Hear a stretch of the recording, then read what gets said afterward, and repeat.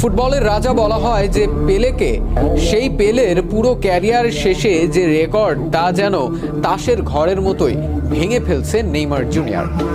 পেলের জাতীয় দলের হয়ে করা সর্বোচ্চ ৭৭ গোলের রেকর্ডটির দরজায় কড়া নাড়ছেন নেইমার। পেরুর বিপক্ষে করা গোলটি ছিল তার ৬৮ নম্বর গোল। বয়স এখনো ৩০ও হয়নি। ক্যারিয়ারে এখনো অনেক সময় বাকি।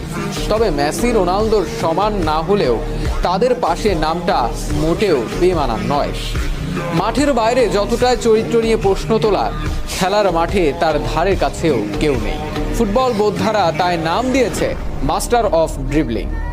কয়েক বছর আগে কলম্বিয়ার বিপক্ষে খেলার সময় নেইমারকে অন্যায়ভাবে আক্রমণ করে তার পাঁজরের পিছনের একটি হাড় ভেঙে ফেলে কলম্বিয়ার এক খেলোয়াড়। আর তারপর থেকে ইনজুরি যেন নেইমার জুনিয়র